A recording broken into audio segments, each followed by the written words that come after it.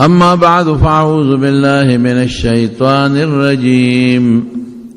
بسم الله الرحمن الرحيم ولمن خاف مقام ربه جنتان فبأي آلاء ربكما تكذبان سوجمونا میں درتا د انسان د کامیابی یو سیس خودلیو ادا چې د الله په در کې ځان جوړول او په زړه کې نرمي راوستل. فویل للقاسیة قلوبهم، اغا خلق چې د هغوی زړونه سخت دي هغوی له افسوس دی یا ډېر لوی هلاکت دی. زړه به په څه نرمیږي؟ یو انسان وایي چې زما زړه کې به نرمي په څه راځي، او ما یو جمعه غون په دې بیان کړو چې د الله حضور کې وجاړی. هغه سترګه چې د الله د یرې نه وجاړي هغې ته د جهنم عذاب به نه رسي، دا جړا به په څه راځي؟ نو عالمانو د هغې د احادیثو په رڼا کې څه بعضې څیزونه ښودلي دي، خو یو څیز چې ما درته نن یو آیت د قرآن شریف ووی چې الله فرمایي چې د آخرت فکر ځان ته را مخکې کا او دا سوچ وکړه چې د دې دنیا نه به زه ځم او دا دنیا به ختمیږي، او یو لوی میدان دی چې هغې ته محشر وی، د خلکو د جمع کېدو ځای، هغې ته د قیامت میدان وی، هلته به خلک جمع کېږي او چې څه انسان کړي دي د هغې حساب او کتاب به کېږي. هلته به د انسان عمل وزن کېږي او تللی کېږي وا اما من ثقلت موازینه فهو فی عیشة راضیه، که د چا نیکی درنې شو نو بیا خوشحاله ژوند دی. و اما من خفت موازینه فامه هاویه وما ادراک ما هي نار حامیه، او که د چا نیکی سپکې شو ګناهونه درانه شو نو د هغه ټکانه د جهنم اور د الله دې مساعدي. دا سوچ پکار دی. زمانو موږ دا سوچ نه کوو، په دې فکر کې موږ نه یو، نو ځکه زموږ زړه سخت دی، موږ له جړا نه راځي. یو انسان سره چې دا سوچي چې زه په دې لاره ځم او دې لار کې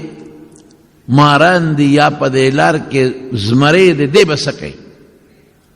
دی به لار بدلوي. نو پلار خو د آخرت بدلولی نه شي، نو بیا به ته د دې زمري د دې لارې د تېرېدو سامان ځان سره وړئ.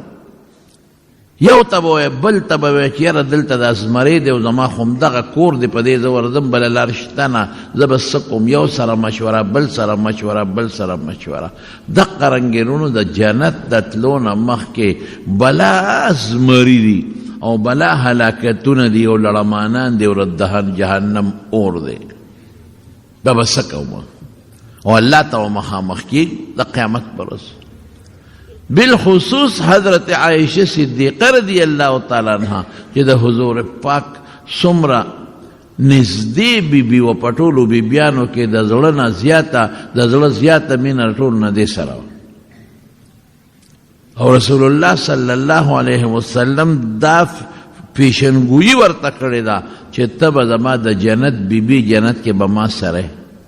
او قرآن شریف کې په سورت نور کې د دې په صفتو کې ډېر ګڼ شمېر آیتونه الله پاک نازل کړي، لیکن چې د قیامت خبره بیا ذهن ته راغلې ده نو د حضور پاک نه تپوس کړی دی، وایي د الله رسوله په هغه لوی میدان کې به زه تا کوم ځای ګورم؟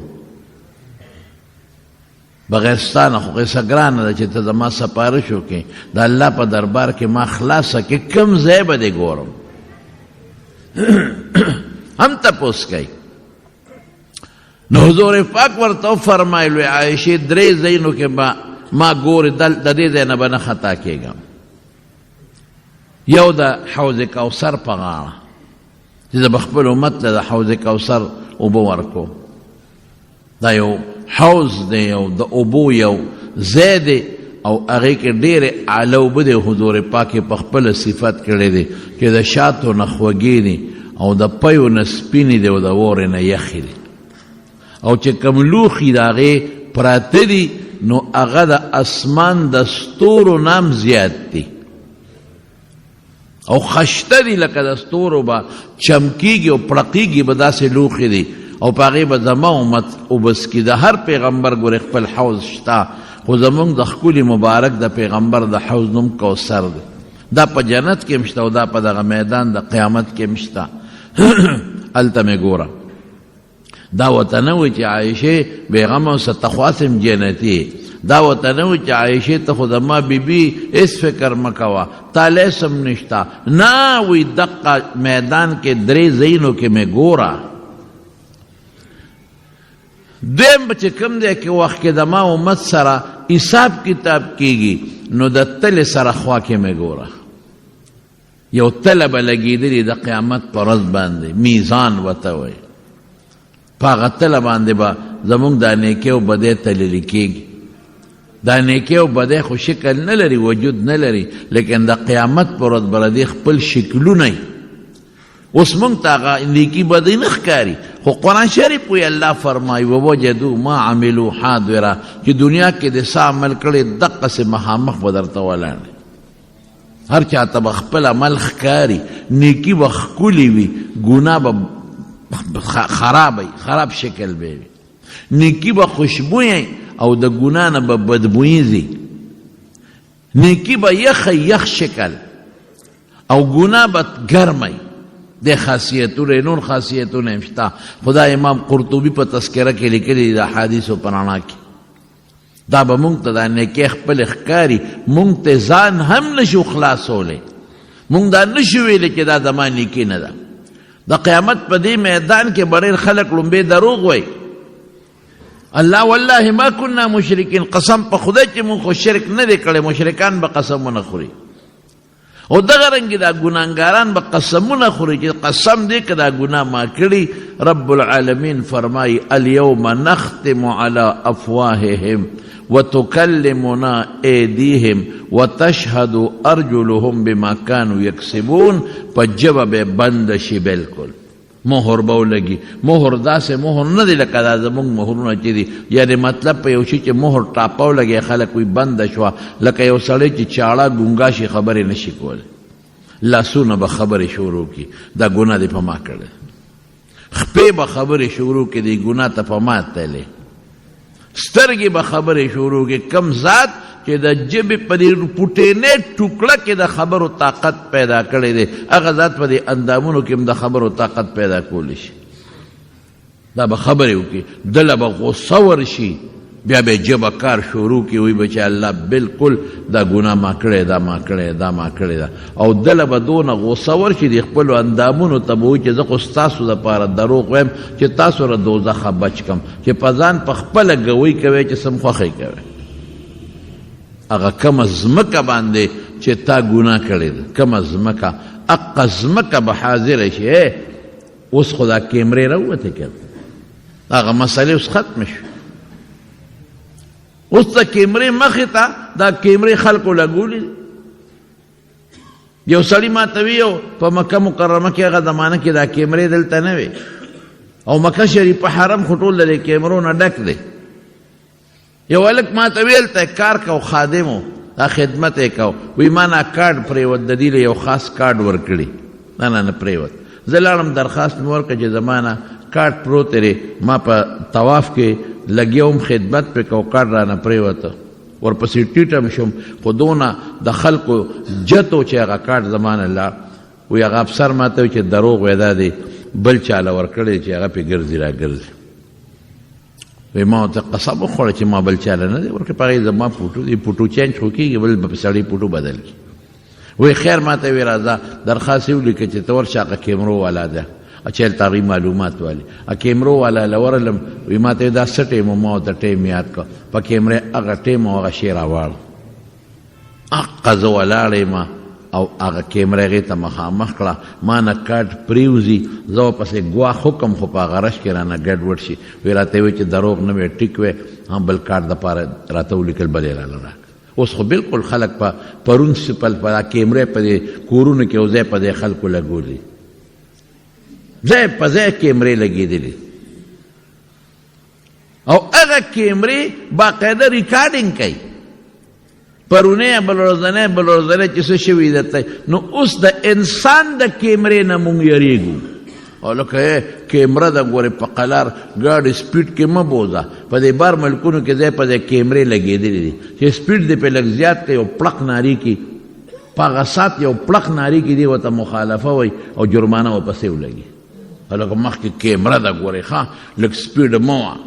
او په قلار ده مخکې عدلته ولې پکې موټروی د پاسه دا کیمرو والا نه ناسته مخکې ګوره کیمره ده مې تا 1000 روپۍ جرمانه کوي یا 2000 یا 1500 د کیمرې نه دونه یریږي لیکن د خدای کیمره چې د په سر لګېدلې ده د هغې نه نه یریږي چې ته ګناه کوې د الله د کیمرې نه د خدای علم دی ولې دا پیسې دي اوس د جیبه دي هغه سزا د تسموده پس د قیامت پر ورځ میلاویږي نو هغې کیمرې نه نه یریږي د خدای د هغه علم نه نه یریږي چې زما په ګناه د خدای علم دی یو ګناه نشي پټولی یو سړی به د قیامت پر الله راولي او حدیث کې راځي د ترمذي شریف حدیث دی یضع علیه کنفه الله به پې دا خپل اولی کیدي دا صفت دی د خدای پاک د الله داسې وجود نشته لکه زمونږ په شان الله به ورته دا واړه واړه ګناهونه ور یادوي تذکر ذنبک کذا وکذا اتعرف پلانکې ګناه دې کړې ده یاده دې ده دا پوټینې به ورته یادوي دی به یو الله کړی مې ده او دی به لکې وایي چې خدایه هغه غټ ګناهونه چې مې کړي دي راته را مخکې نه کې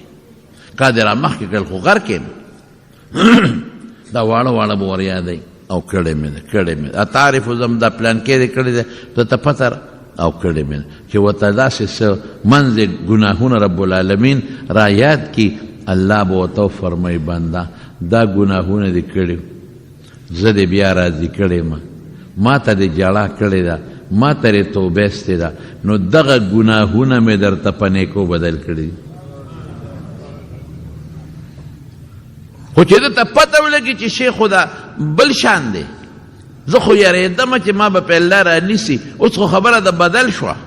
بدلیږي او په نیکو بدلیږي نو دی به ورته وایي چې الله څه بعضې ګناهونه اخو ما کړي اخو دې راته رایاد نه کړل غټ غټ مطلب دا چې واړه ګناهونه په وړو نیکو بدلیږي غټ به په غټو بدل شي رسول الله مبارک فرمایي الله به وخاندي الله دا الله خندا د الله خوشحالي ده ورته وایي چې ای بنده امې درته مخکې په غټو نیکو بدل کړي دي اولئک یبدل سیئاتهم بالحسنات چې څوک الله ته وجاړي الله نه معافي وغواړي ګوره جړا کې دا کمال دی نو رب العالمین فرمایي دا ګناهونه ټول ولې په نیکو بدلوم الله څه پس په دې څه ما يفعل الله بعذابكم دا دنیا کې سزاګانې چې خدای راولي یا د آخرت الله دا ما خو تاسو دې نه پیدا کړی بدبختو ولې ناشکري کوئ ولې کفر کوئ ولې ما خفه کوئ ولې زما دشمن خوشحاله وي رزق د در کوم خوشحاله وي شیطان ډوډۍ زه در کوم وجود ما در کړی دی ژوند دی ما سره دی حساب کتاب دی ما سره دی او ما سره جګړې کې ما خفه کې ما غصه کې بدبخته لږ خو ما ته وجاړه کنه د حضرت عمر فاروق رضی الله تعالی عنہ زمانه دی یو هلک ډېر زیات عبادت ګزار امام غزالی لیکلي دي په احیاء علوم الدین کې دومره عبادت ګزارو دا هلک چې حضرت عمر د عبادت ته پسخېده صحابو بسونه عبادت کو جمعات ته چې براغ بس ناس به حضور پاک فرمایي زبارونو دا وره چې جمعات ته په وخت راځي چې کوم انسان جمعات ته راغی او د په جمعات کې ناسته وکړه په دې نیت چې بل منځ به راځي او زه به منځ کوم دله به الله په دې ناسته د هغه مانځه اجر او ثواب ورکړي. مونږ خو په منډه را دانګو رکات رانتلي اکثر 2 رانتلي بس مړه یو رکات خو م لاندې که مونږ په دې خوشحاله یو. مانځه په وخت راځئ کښېنئ جومات کې انتظار د بل منځ کوئ. مازدیګر وختي رالی او ته انتظار وکړه د مازدیګر دغه ټول ټیم د مازدیګر په مانځو لیکلی شو او مازدیګر مونځ دی کو کېناستې او تسبیح دې راواخېستې تر ماښام انتظار کې د مازدیګر نه ماښامه پورې چې څومره وخت دی دا ټول دله د ماښام په مانځه کې ولیکلی شو. دې سړ هلک به دا چل کو مخکې به راغی او داسې په خشوع خضوع به یې مونځ کو په ژړا چې حضرت عمر به کتل چې دی هلک ته او د ځوانۍ عبادت ګورې د بوډاوالي په نسبت الله ته ډېر خوښ دی. د بوډاوالي هغه م الله قبلې خو د ځوانۍ هغه دغه وخت کې د انسان په زړه کې یو نشه پرته وي. دغه وخت کې د انسان د دنیا جیت وي. دغه وخت کې د منډو او د کاروبار او د سیر و تفریح شیطان پې ډېر غالب دی. هر څه پرېږدی والله دغه عبادت ډېر زیات الله ته مقبول دی. د ځوانۍ خیرات خدای ته ډېر قبول دی.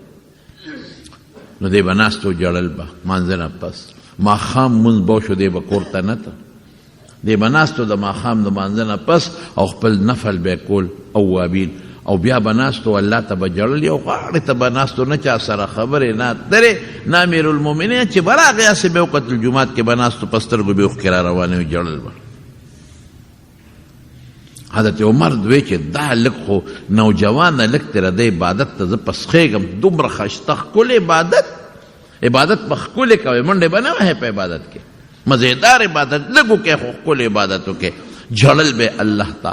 او نوجوان او ښایسته خوبصورت هلک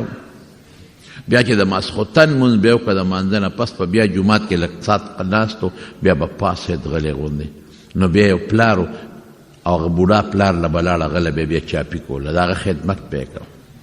چې هغه به یې ښه اوده که د هغې نه پس به دا هلک سملاستی ده خپل بیبي له او خپل ځان له به وروستو ته د پلار خدمت به یې کوه. او ګورې د مارونو اوس تاسو ته هم زه وایم د مور او پلار چې دا کم بوډاګان دي د دې خدمت وکړي په ډېر اسانه جنت ګټلی کېږي. د چا پلار بوډا دی د چا مور بوډۍ ده ځوان به هم کې خو چې بوډاګان دي ستا خدمت ته محتاجه دي قسم په خدای قسم مې راته وخوړ په دې ډېر په اسانه جنت ګټلی کېږي. رسول الله صلی الله علیه وسلم ته یو صحابي راغی وی جهاد لازم هغه وخت کې جهاد په دغه موقع باندې فرض عین نو وی الکه والدان مور پلار دې شته وی او د الله رسوله وی ففیهما فجاهد زه د مور او پلار خدمت تو که دقه ستا جهاد دی. د مور او پلار په خدمت د جهاد ثواب چې کافر سره میدان کې ولاړې هغه الله پې دله هغه اجر او هغه ثواب درکوي. موږ په مور څه کوو په پلار څه کوو مړه خو چې مور او پلار دله خدمت کوي نو مور او پلار دی چې د خدمت نه پرېوتل په خدای بیا وایي استاد جي بابا مې نه جوړه دا واوته خدای پاک دی جوړ کړي نه نه نه نه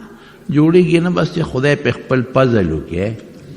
خدای په خپل رحم وکړي. مطلب دا چې بس نه ملکه په مې مه وجنه ورشه په دا مری ولا زور وکړه چې اړو قصه د اخلاص چې خدای ظالم خدای په خپل فضل وکړي جوړېږي نه. د جوړ دا مو وایه چې یو یاره سخت بیماری ډاکټر نه جوړ دوه کې که خدای پاک راته بیا وګرځم دی به بیا ستومانه دی چې بس زره خیرت ته لاړ شي پلار او مور باندې مور دله غوجل غورځوي بس مور ده خو چې هغې له غریبه پاتې شي په خدای کې ډوډۍ وله څوک ورکوي دا مونږ ته پته هر څه نه خبر تاسو هم د هر څه نه خبر یې خو زه بس ځان به پې شپېلي کو غږ به نه کوم د پلار خدمت به یې کوه لاړ مړه ای نه پس به وده شو په دې لاره چې به دې جومات ته راته مسجد نبوي ته کور یې لږ بارو او یا به واپس ته دقل تکلیف ښایسته او ښکلي یو جینۍ و په دې لک مینه وه هغې وله ټیمونه نوټ کړي په لاره کې به ورته ولاړه وه خو ده به بره نه کتل سر به یې ښکته کړی دا د رسول الله مبارک صفت هم چې په لاره به ته سر ټیټ په یعنې سر مبارک به یې ځمکې ته ښکته کړی حضور پاک په روان په چا مې نظر ونه لګي نو ده به سر ښکته کړی و دغه جینۍ ته دغې ښځې ته د چته په ژوند کې نظر نه دی کړی او هغې به اواز هم پې کاو په دغه لار چې به کله ته دې جینۍ به پې اواز هم کاو هغې به کوشش کو چې دا هلک ځان ته زه مایل کم خو ده ورته چېرته نه دي کتلی یو ځل په دغه لاره باندې ماسخوتن مونځ یې وکړو چې کله واپس ځي نو هغه جینۍ ورته اواز وکړو ورته یا هلکه ته انسان نه ته زړه نه لرې ته د اوازونه هم کوم ته لږ ما ته وګوره زه څنګه ښځه یم او واقعي دغه جینۍ ډېره زیاته خوبصورته وه هم په مدینه کې خوبصورته جینۍ وه ته زړه نه لرې ته څنګه انسان یې ته لږ ما تاسې وګوره چې زه څنګه یم بس دقه وخت کې شیطاني سوچ دله راغی او هغه جینۍ ته یې داسې وکتل او ډېره زیاته خوبصورته وه او ډېره ښایسته وه او ته وایي ګوره زه چې په دې ځای یم تا ته دقلته زه ولاړ چې ته راځې زه راته دقه ځای ولاړ او زما انتهایي بس زما ستا نه بغیر زندګي نه تېرېږي زما ډېر زیات خوښ او ما ته مو ګوره د مالدار مال مې شته حسن مې شته او عزتدار کورنۍ سره مې تعلق هم دی داسې هم نه ده چې ګنې څه ډم یم او یا څه زناکار او پلیت یم د دنیا خلک مې غواړي بس ته مې خوښ یې ما ته نه څنګه انسان بس د زړه کې شیطاني وسوسه راغله شیطان خو شته که نه شیطان خو ډېر لوی لوی خلک اړولی بس شیطان ورته خپه کېښود راټینګ یې که او پسې ختم لګېدلې ورپسې خو چې د هغه جینۍ خبره واورېده او د هغې هغه شکل او د هغې هغه خبرو ته یې وکتل د زنانو سره ګورې شریعت مسله وګورئ زنانو سره پردو زنانو سره چې کله هم خبرې کوئ په سخته لهجه به کوئ او ښځه هم چې سړو سره خبرې کوي پردو سړو سره بعضې وخت د ضرورت خبره راشي نو په نرمه لهجه به خبرې نه کوي په سخته لهجه به کوي دا د شریعت وینا ټلیفون وکړه مثلا زنانه اوچت که ټلیفون او ته وایي پلانکې کور شته نو دی به ورته دا به ورته خولې چینګی نه نرمې پستې خبرې به نه کوي چې د هغه تمه پیدا شي دا به ورته سختې خبرې کوي نشته دا د شریعت قانون دی یا ډاکټر له لاړه شي ښځه یا بل څه کاري وي نو دا به پرده کې ځي او دا به نرمې پستې خبرې نه کوي دا به سختې خبرې کوي چې د دغه ډاکټر صاحب یا د بل پړه کې څه غلط سوچ رانی شي شیطان خو سر خوړلی په دې منځ کې پروت دی که زمونږ یو عالم لیکي چې که ښځه رابعه بصریه وي رابعه بصریه ډېره نیکه ښځه وه هغې په ټوله زندګۍ کې چې څومره خبرې به کولې د الله د قرآن شریف په آیت به یې کولې بس آیت به یې ویو د هغې نه به خلکو مطلب خپل اخېسته ډېره نیکه ښځه وه او په بزرګانو کې عبدالله ابن مبارک ډېر لوی بزرګ او ډېر لوی عالم تیر شوی نو وایي په یو ځای کې عبدالله ابن مبارک او رابعه بصریه غوندې بزرګان کینی په یو ځای نو ګورې درېم به پکې شیطان نه به کینی یو بل سره یو ځای خلوت به نه کوي یوازې والي د ښځو د مکر نه به سړی ځان ساتي بس دا لږ ښه عبادت ګزار دی خو د دغه جینۍ خبرو په اثر وکړو بس د ورته وکتل او کتو سره یو قدم واغېست هېڅ ګونه یې نوره ونه کړه خو یو قدم یې د هغې کور ته واغېست راځه هغې وې ته لږ یو پوټې مهرباني وکړه دې کور ته را دننه شه دوه خبرې به وکړو کور هېڅوک هم نشته یو ته یو زه به د یو قدم واغېست چې ورننه بوځم خو چې قدم یې سینګ واغېسته یو آیت وله مخې له راغی ان الذين اتقوا اذا مسهم طائف من الرحمن تذكروا فاذا هم مبصرون د کوم انسان په زړه کې چې د خدای یره پرته ده چې د قیامت پر ورځ به زه الله سره میلاویږم شکر الحمدلله زمونږ د ټولو د ایمان ده چې د قیامت پر ورځ به الله ته مخامخ کېږو د ایمان چې د چانې بیا کافر دا زمونږ ایمان خو د چا د ایمان ډېر ټیټ دی او ډېر مضبوط دی او د چا لږ کمزور دی لکه زه به یو مثال درکړم چې تاسو پرې پوه شئ چې کوم دی کې دا رښتیا مخکې دا شی چې راغلی و کورونا نو د کورونې په وخت کې چې د چا کور ته کورونا را دننه شوه د هر چا پړ کې یو سوچ پروت و چې بس راله وړي به مې او چې چا به ټوخ نارې کړم بس زه تباو به اسې بې څه مفتو کې که چا سوچ نه دی کړی او چا توجه نه ده ورکړی چې خدای ساتلی دی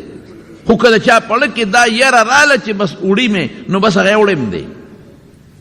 دقسې د قیامت دا سوچ پړه کې راوستل ان الذين اتقوا اذا مسهم طائف من الشیطان چې د شیطان سوچ ولا راغی ذهن ته معنی خو خیر د طالبانو اوږده ده خو زه مختصره ته نو تذکروا او فورا د قیامت ورځ را مخکې کې چې الله دا مې څو کړل دا قدم خو چې ما د جنۍ طرف ته واغېست دا خو ولیکلی شو الله دا خو تا ولیده د دې نه خو ته پروردګاره خبر شوې فاذا هم مبصرون بس نظر یې ولګېدله نظر یې ولګېد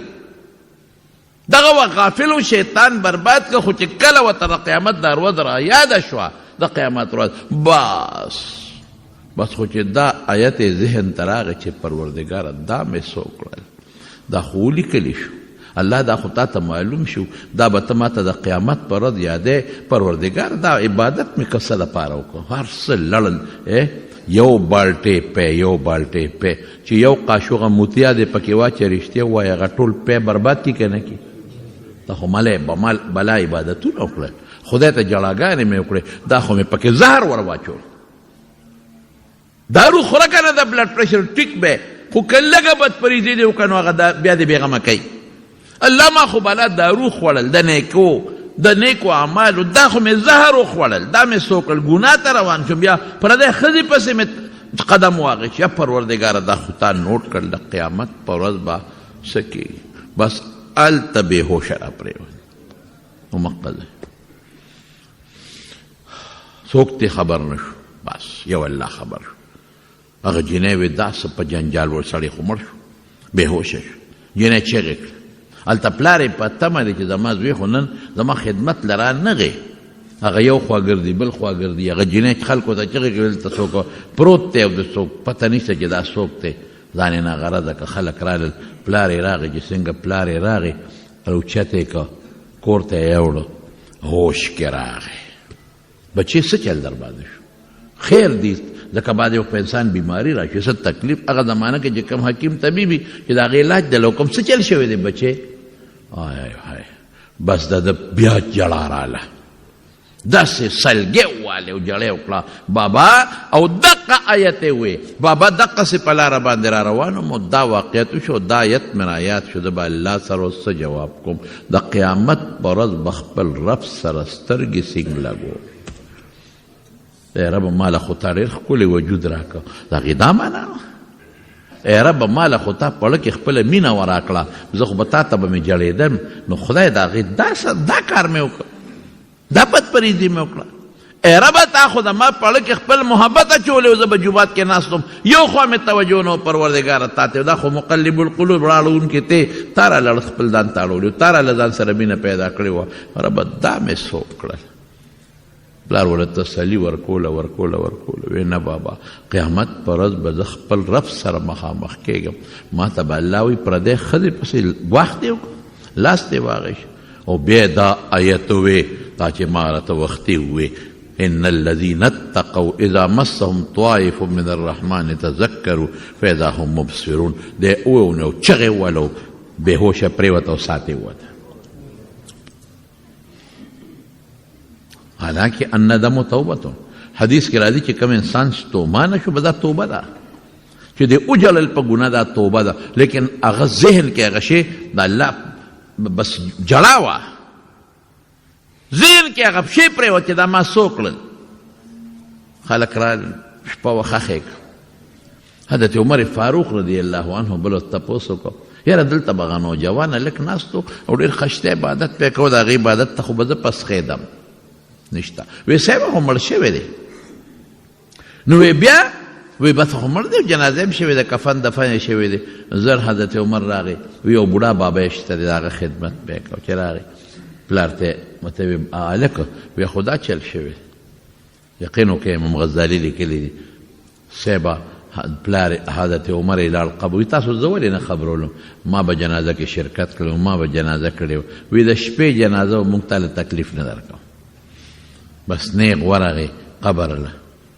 حضرت عمر فاروق رضی الله عنه په قبر دا آیت وی چې دا وختي کم وی ولمن خاف مقام ربه جنتان چې دا چا په زړه کې دا یری چې زه به الله ته مخامخ ودرېږم او ما سره به الله څه کوي ما سره به الله زما د عمل حساب کتاب کوي. هغه له یو باغ نه باغونه د جنتونو به خدای پاک ورکوي. د قبر په خوا کې ورته دا آیت حضرت عمر فاروق ولوست او رسول الله صلی الله علیه وسلم فرمای د بخاری شریف حدیث ته امام بخاری یو ځل نه بار بار لیکلی دی دام واوره په بني اسرائیلو کې یو سړی ډېر زیات ګناهګار بلکې د مړو نه به کفنونه ایستل کفن کش به وت پخوا زموږ په دې وطن کې مو اوس نشته زما د یادونه دي خو ما اورېدلي د مشرانو نه چې پخوا دا کفن کشو چې مړی به ښخ شو د شپې به دوی لاړل غریبي و ډېره زیات غربت و نو هغه مړی به خاورې به یې ته لرې کړې پلار بچي به ورسره و نو د هغه مړي نه به یې کفن راوویست که بعض به دغسې هم پرېښود چا به پې خاورې ور واچولې ځکه ډېر زیات غربت و پخوا نو دې نه باشو دا قبرونه به یې کنېستل چې کم تازه مړی به د هغې نه به یې کفن ایسته هغه به یې خرڅول دا د کار چې کم وخت کې دی بوډا شو رسول الله صلی الله علیه وسلم فرمای نو بچی راوستل او ځان ته مخامخ کېنو ایو ابن انا بچی د څنګه پلار یې هغې بابا ته خو ډېر ښه انسان یې تا خو موږ ماشومان لوی کړو زموږ د ډېره ښه پالنه وکړه او موږ له دې ډېرې منډې ترړې ووالې ته ډېر ښه پلار یې ښه اخلاق دې موږ سره استعمال کړل وی بچی بیمار یم عمرم ما سره یو وعده وکړې یو مضبوط میثاق او عهد او وعده به را سره کوې بابا وایم وی چې کله ښه قسمونه یې ته لاول واغېشتل وعدې یې ته واغېشتې او وی بچی چې کله زه مړ شم ما به وسوځوې او چې مې وسوځوې نو بیا زما اډوکي به وټکوې ایرې ایرې به مې کې ښه او چې بیا په کومه ورځ باندې ښه تیزه هوا لګي نو زما دا نیمې ایرې به دریاب ته ور واچوې دا نیمې به په دې هوا کې ونولې هو بابا دا ولې د ګناه نه ده وې ده نو دا څه کې بچې ما داسې ګناهونه کړي دي که نه که زه رب العالمین ته ور مخامخ شوم او ما له سزا راکوله نو ما له به داسې سزا راکړي چې په ژوند کې به داسې سزا چاله نه ورکړي خلک د جمدو نه غلا کوي ما د مړو نه کړی او بیا مړی مې بیجابه پرېښی دی بربن مې پرېښی دی د قیامت پر ورځ چې خلک په خپل کفن کې کم کفن چې دی دې مړي ته ور واچو د قیامت پر ورځ چې دی پاسې دقه کفن به وله خدای پاک ورکړي دی به هغې کې روانې یو حدیث دقسې دی او چې دا بربن دی که او کفن دی ته ویسته بیجابه دی که بیجابه غرق دی که ما خو دومره ګناهونه کړي دي چې داسې اړو چا کړي نه الله ته مخامخ شوم چې الله به راسره څه کوي د ده دا نیت نو چې که ځان وسوځم بیا مې خدای جمدې کولی نه شي نه نه نه لئن قدر الله که خدای په ما سختی راوسته قدر یقدرو دا طالبان پې پوهېږي تنګش او سختی ته وایي که الله ماله عذاب راکړه خطرناک عذاب به راکړي د ده زړه کې دا و چې راشه ځان مې په دنیا کې وسوځم که په دې خدای پرېښودم چې زه به ځان یې وسوځه او وصیت یې وکړه او ځان یې په دنیا کې ری که زه به لا ورپسې څه پې کوم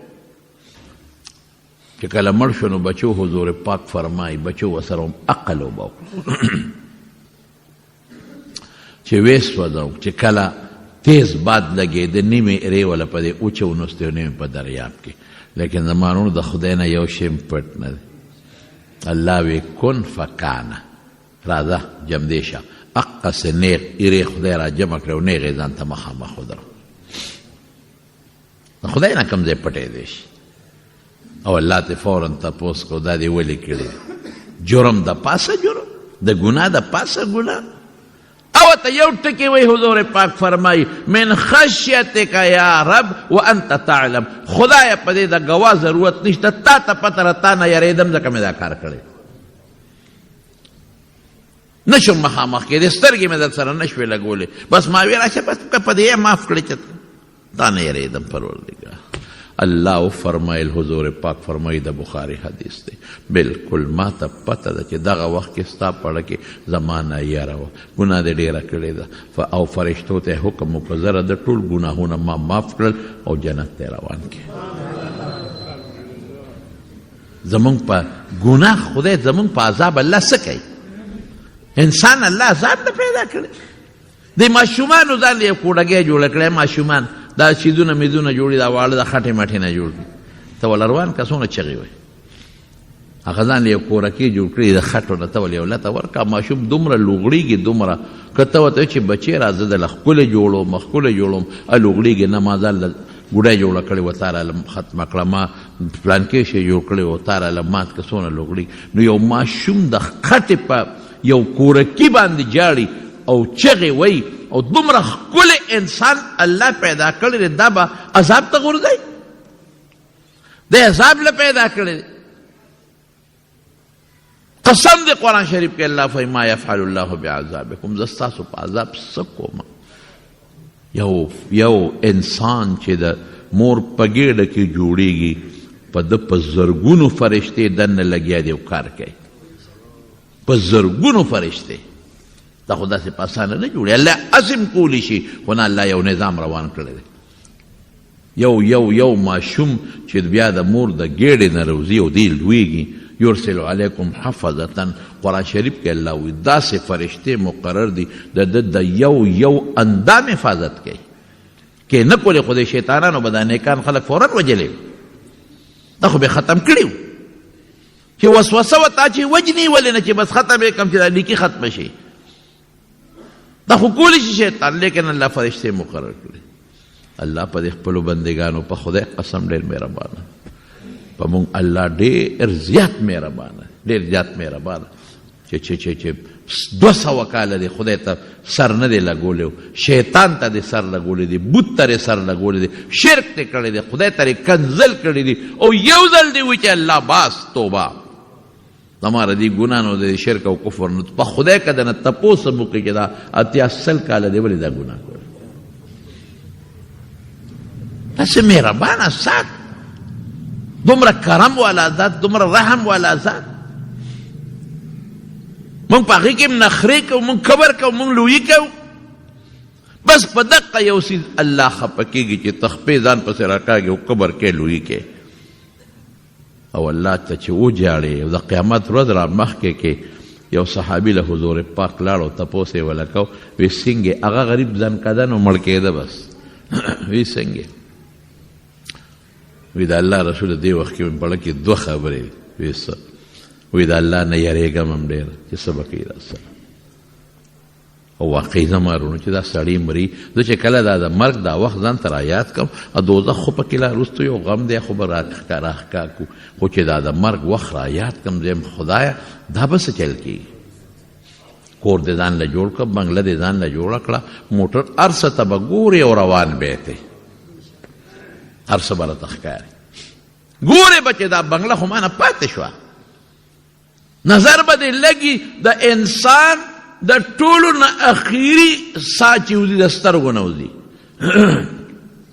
چې دا کوم وخت کې ساه وباسي یا فرشته روانې دا سترګې ورته ګوري دا ځکه واز هم پاتې شي اخیري د انسان د سترګو نه روح وځي دا سترګې ګوري اوهو دا بچي پاتې شو دا ښځه پاتې شو دا مال پاتې شو دا دولت پاتې شو کارخانه پاتې شو پیسې په بینک کې د بل په لاس کې پاتې شوې هر څه پاتې شو دا ما څه کول او کوم خوا روان یم او بیا بل شی دغه وخت کې نه ای بابا ما معاف که ما بخوا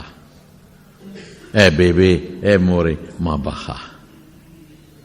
او ښځه خاوند ته ویې سړیه بس ما وبخه ما غلطي ما به ډېر څه کړي او خاوند ښځې ته ویې ښځې ما به ډېر ظلمونه در سره کړي ما بخه او پلار بچو ته وایي چې بچې ما بخې ګوره ما بخې دقه یو ټکې اوس پاتې هر څه پاتې ختم دا سترګې چې پټېږي دا ساه وځي دا به څه غم به وي دا به څه کېږي لیکن دقه سوچ له راشه حضور پاک ته هغه صحابي وي د الله رسوله یو یریږم د الله څه به کوي راسره او بل مې د الله د رحم امیدم شته چې زه خو د الله بنده یم زه خو د شیطان بنده نه یم زه خو الله پیدا کړی ما زه خو د الله بنده یم زه خو بل چا نه یم پیدا کړی نو د رحم امید مې شته چې زما رب به په ما رحم وکړي زور ورکوي خو رحم به کوي بچې که ستاسو خیالي نو کله دا ماشوم چې رواني وکړي که نه نو دا مورې د دروازې نه بارو بس وځو بس تا ته زه وایم او ته سمیږې نه ماشوم بچي وی باسي او هغه چې کور ته بیا راځي نو اکثر مور ورپسې دروازه بنده کړي بعضې سخته مور وي او ورته زنځیر ولګوي چې زه روکېږه مه راځه ما کور ته وځه لیکن هغه بچی بیا هم د هغه خپل کور په دروازه کې په هغه خاورو کې هغه ماشوم لوګړېږي او جاړي جاړي جاړي جاړي چې زه چېرته لاړ شم د ما خو دغه د مور کور دی دا زما د پلار کور دی د دې کور د پلار او د مور د کور نو کوم طرف ته وتښتم چېرته لاړ شم هغه ماشوم په درشل خوا کې هغه ستړي شي هغه جاړي سر ولګوي دقلته په جړا کې دله خوب ورشي مور یې مړه کې سوچ راشي چې یاره ماشوم خو ما ووهه خو مې ورټه د دروازې نه مې ویسته او دروازه مې ورته بنده کړه ورې ګورم چې ماشوم څه شو چې دروازه کولو کې هغه ماشوم په خاورو کې او په اوښکو کې لت پت په خاورو کې پروت دی اقه مور یې راوچت کړي او د غیږ پورې کلک ونیسي او مور ورته جاړي او ښکلي کړي ای بچې زه خو درته وایم خو ته زما نه من اقه مور یې راوچت کړي اخیرا خچن د خاورو خټو ډک بچې دې سینې پورې ونیسي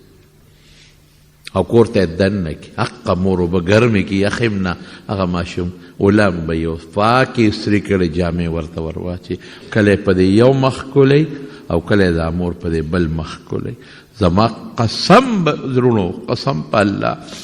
چې دا مور دې بچي سره چې کومه مینه کوي زور خو یې ورکړو د الله مینه د دې مور نه په دې بچي په بنده ډېره زیاته مونږ اوښکې نه بیو مونږ الله ته جاړو نه مونږ کبر کوو په خبرو کې کبر کوو په جړا کې کبر کوو په ګرځېدو کې کبر کوو په پیسو کې کبر کوو بس خو چې لږ یو سړي له لږ معمولي غوندې طاقت راغی که د ژبې طاقت دی او که د لاس طاقت دی مونږ کې بیا دومره تکبري چې انسان راته انسان نه ښکاري په دې الله خفه کېږي دغه د قیامت ورځ ځان ته رامخکې نو رسول الله مبارک هغه صحابي ته وړه کې د څه دي وي دوه خبره یریږم هم د الله نه رومینه نیسي الله په چا څه مستغني بادشاه دی او رحم امیدم لرم چې د الله بنده یم د بل چا نه یم د الله پیدا کړی ما له ښکلي شکل لا کړی ما به دوزخ ته نه غورځئ حضور پاک ورته فرمایل چې دې وخت کې د انسان پړه کې دا دوه سوچ راشي د الله نه یریږي هم د الله د رحم امید هم لري نو خدای پاک بدل خپل مقصد ورکي دې به د عذاب نه بچ کی او خپل فضل و کرم به پیو کې جنت ته به داخل کی دقه د قیامت ورځ تارا مخکې کول پکاري ځان دا مونږ چې دغسې ګرځو دا څه وجه ده مونږ د قیامت ورځ سوچ نه دی کړی مونږ فکر نه دی کړی مونږ دا سوچ نه دی کړی چې دا زمانې کې بدی به د قیامت پر ورځ باندې الله تعالی په خدای یو ځل عایشه صدیقه فرمایي رسول الله صلی الله علیه وسلم وی او فرمایل من حوسب عذب چا سره چې سوچي حساب کتاب او شو غرق شو تباه شو ولې زه به ځان ویم ما سره الله حساب کتاب شروع کړي زما څونه نیکۍ دي سم نه هغه نیکۍ هم ټولې ګډې وډې دي د دنیا سوچونه او فکرونه دي زه به څه کوم او د خدای نعمتونه څومره دي د الله د نعمتونو مقابله کې زما نیکۍ څه شی دی نو عایشه صدیقه ورته وایي چې د الله رسول ولې قرآن شریف کې الله نه دی ویلي سوف یکون حسابا یسیرا چې چا سره به الله آسان حساب کوي وی عایشه ذلک العرض دا خو د الله مهرباني ده ای بنده دا ګناه دې کړې ده دا جړا دې کړې ده ښه معافې دا دې کړې ده ما ترې جړا کړې ده معافي دې غوښتې را زه معافې ولکن من نوقش هلکه که پوره حساب کتاب وشو پوره هر سړی برباد او تباه دی پیغمبرانو چړلي من کوم دی د خدای حساب کتاب بس دا یو ټکی دی چې پروردګاره که خبره د حساب کتاب به زه ستا د نعمتونو په مقابله کې که ټول عمر سجدې ولګوم د یو ایمان شکریه نشم ادا کولی رحم وکړې ربه رحم وکړې د قیامت دقه ورځ ځان ته رامخکې کړم نو الله فرمایي ولمن خاف مقام ربه جنتان. نو دې کې څه نورې خبرې هم شته انشاءالله که موقع وه نو په آینده جمعه کې به درته بیان کړم. د مهرونو سبا نه بله ورځ د اتوار پر سبا نه بله ورځ دویم تاریخ 4 تاریخ ده زموږ په دارالعلوم نعمانیو تمانځو کې به د طالبانو د سربندي وي که خیر انشاءالله. د احادیثو مبارکو د بخاري شریف ختم بی د بخاري شریف او تقریبا 12,500 کسان 1250 کم و بیش طالب علمان د احادیثو مبارکو نه فارغېږي الحمدلله. او دا ډېر لویه خبره ده صاحب، ډېره لویه خبره ده. او په هغې کې په دې طالبانو کې ستاسو لوی حصه ده. ځکه دې طالبانو که دا سبق وی ستاسو په ډوډۍ تاسو ولا ډوډۍ ورکړې، تاسو په جوماتونو کې د هغوی خدمت کړی، تاسو بجلی استعمال کړی ده، تاسو اوبه استعمال کړی دي، تاسو ورسره مینه کړې ده. طالبان دي هلکان دي کله چا پکې نخرې پخرې مو کړي، لیکن بیا هم ورسره د قوم ډېر لوی صبر کړی دی. د دغې احادیثو د طالبانو په دې ثوابونو کې بلکل تاسو شریک یې. په تاسو د خدای ډېر لوی فضل دی او ډېر لوی کرم دی، ډېر لوی په تاسو احسان دی د خدای پاک چې تاسو پړونو کې دا چولې ده چې دا طالبان په جومات کې د رکه نوړی ډوډۍ وله ورکړي او ستاسو په دې نوړی ډوډۍ باندې هغوی د رسول الله صلی الله علیه وسلم احادیث زده کړل. اوس تاسو له پکار دی چې څومره ملګري ټول به راځئ که خیر د دغه طالبانو د احادیثو مبارکو په دغه خوشحالۍ کې به شرکت کوئ. لکه به دا تاسو ما طرف نه دعوت دی، تاسو تم دی، ستاسو ملګرو تم دی، ستاسو دوستانو تم دی، تاسو یارانو تم دی. کوشش وکړئ چې سهار 9:09 بجې ټیم کې یا 10 بجې دارالعلوم نعمانیو تمانځو ته راشئ که خیري. او د رسول الله مبارک د دغه باغچې دا ګلان، دا میوه دا ګلان دوی سره تاسو په دغه خوشبویه کې شرکت وکړئ که خیر انشاءالله. او که ستاسو ډوډۍ خوړلې دي، ستاسو په جومات کې طالبانو وخت تیر کړی دی، نو اب ورته معاف کوئ هم ګورې ښه هر قسمه په خپله محبت هم ورکړی دی، په مینه هم ورکړی دی او دعا هم ترې والی. دوی چې رخصتېږي او ځي د دې دعا به خدای قبلوي، دعا هم ترې واخلي. ټولو د دعوت دی ښه. سبا نه بله ورځ د اتوار ورځ ټول به راځئ که خیر انشاءالله. د بدرخیلو د کندي د ګوهرعلي پلار شیر کاکا شیر لالا خدای پاک دې وبخي وفات شوی دی. ډېر ښه انسان و یاره. زموږ خو ګاونډي مونږ ته خو داسې ښکارېده لکه خپل تر په شان او ډېر د بدو انسان و، ډېر ښه انسان و. الله دې وبخي او الله یې د آخرت خوشحالۍ نصیب کړي او ټولو وارثانو له دې خدای پاک صبر ورکړي. د قاسم خیلو د کندي فضل اکبر وفات شوی دی او د میردل آباد جان لینمین وفات شوی دی. الله دې وبخي، الله یې دواړه وبخي، ټول دې الله وبخي او رب العالمین دې وارثانو له صبر ورکړي. بعضې ملګرو خطونه را لېږلي دعا غواړي، الله تعالی دې دعاګانې قبول کړي. څوک بادر بیمار دی، دعا ورته وکړه چې الله وله روغ صحت ورکړي، الله وله شفا ورکړي. زموږ نه نجیب الله خان هم د خپو تکلیف دی، دعا ورته وکړه چې الله روغ صحت ورکړي. زموږ بل ملګری قادر خان دا غرور دی، د تکلیف یې د بیماري چې الله روغ صحت ورکړي. بعضې ډېرو ملګرو ما ته هم دعاګانې په ټیلیفونونو ویلي چې مونږ ته دعا وکړي. نو یا الله چې څومره بیماران دي که په دې مجلس کې دي که په کورونو کې دي، پروردګاره ټول له روغ صحتونه او شفا ورکړي. یا الله داسې بیماریان هم په خلکو کې شته چې ډاکټر د طرف نه لا علاج دي، لیکن تا ته یو بیماري لا علاج نه ده. الله ټول له روغ صحتونه او شفا ورکړي. پروردګاره چا ته څه مشکلات او پریشانۍ دي په خوشحالو یې بدله کړي. یا الله زموږ په زړه کې د قیامت تر ورځې یره پیدا کړي. یا الله موږ ډېر ګناهګار یو، زموږ ګناهونه موږ ته معاف کړي. الله د حساب کتاب قصې ګرانې دي، خدای په موږ خپل رحم وکړي، خپل کرم را باندې وکړي. موږ ستا بندګان یو پروردګاره، ته زموږ رب یې، ستا نه بغیر زموږ بل اسره نشته. الہ العالمین په موږ د خپل رحم او د خپل کرم بارانونه نازل کړي. یا الله چې چاته څه د زړه حاجات شرعي ولی پوره کړي. الله موږ د حاسدینو د حسد نه وساتې، د شریانو د شر نه مو ساتې. الله د بدنظرو د بدنظرو نه مو ساتې. یا الله د دنیا و آخرت د فتنو نه مو ساتې.